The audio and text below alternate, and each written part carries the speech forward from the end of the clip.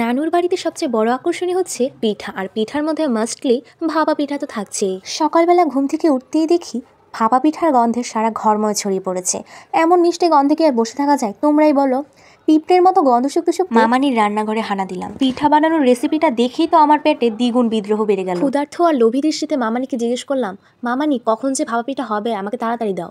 মামানি বলল, আরে ধৈর্য ধর, ধৈর্য ধরলে ভালোটা পাবে। ধৈর্য তো আমার সেই শিশুকালেই ফুরিয়ে গেছে। তবুও অপেক্ষা করতে লাগলাম, দেখছিলাম কিভাবে মামানি ভাপা পিঠাটা বানায়। এখানে ভাপা পিঠার সাইজগুলো দেখেই তো মনটা ভরে গেল। যাই হোক, আমারটা একটু স্পেশাল ভাবে বানানো হয়েছে, একদম গুড় নারিকেল বেশি বেশি দিয়ে। এই ঠান্ডা ঠান্ডা আবহাওয়ায় রোদের একটু মিষ্টি হাসির সাথে ভাপা পিঠা খাওয়ার ফিলিংসটাই অন্যরকম। একটু পরে দেখি আমার দেখা দেখি আমার কাজিনও চলে আসছে। তো ভাবলাম, কেননা কাজিন যেহেতু আছেই, ওর সাথে একটা ভাপা পিঠার চ্যালেঞ্জ লাগে, কে আগে খেতে পারে। চ্যালেঞ্জটা দিয়ে আমি না কিছুটা অনিশ্চয়তায় ভুগে গেলাম।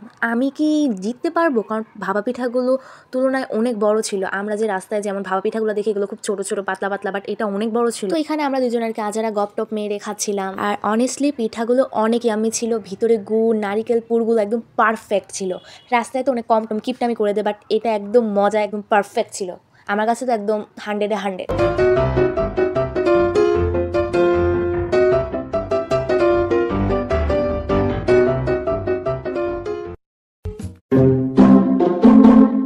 প্রতিযোগিতার মোটামুটি শেষ পর্যায়ে চলে আসছি। দেখা যাক কে উইন হয়। আমার আর কাজিনের প্রায় অর্ধেক শেষ। উত্তেজনার মধ্যে আমি জিতে গেলাম।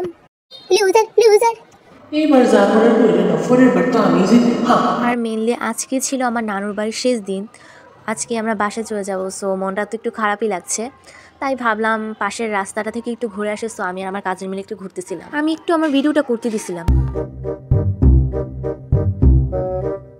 যাই হোক, এই তো একটু হাঁটাহাঁটি করার পর বাসায় গিয়ে আবার পার্টি শুরু করলাম। সব কাজিনরা মিলে নাচ গান, মানে ডিজে পার্টির মতো করলাম আর কি।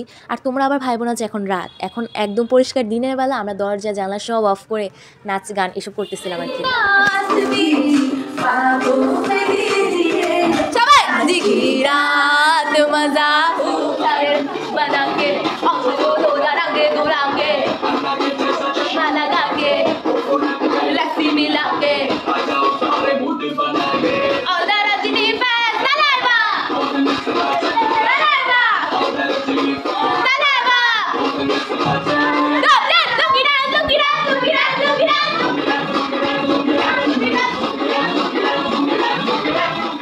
এই সকল মজার মুহূর্তগুলো আসলে ভোলার না। সব কাজিনরা মিলে এরকম মজা করতেছিলাম, নাচতেছিলাম।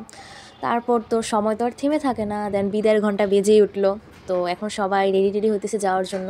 আমিও যাওয়ার জন্য রেডি টেডি হয়ে রাস্তাটার মধ্যে একটু ভিডিও ক্যাপচার করছিলাম আর কি। তো এখন আমরা সবাই বাসার উদ্দেশ্যে রওনা দিব। সো একটু তো খারাপ লাগছিলই। সো গাইস, আজকের মতো এখানেই বিদায় নিচ্ছি। আল্লাহ হাফেজ, অ্যান্ড দেখা হবে নতুন আরেকটি ভিডিওতে। So tata.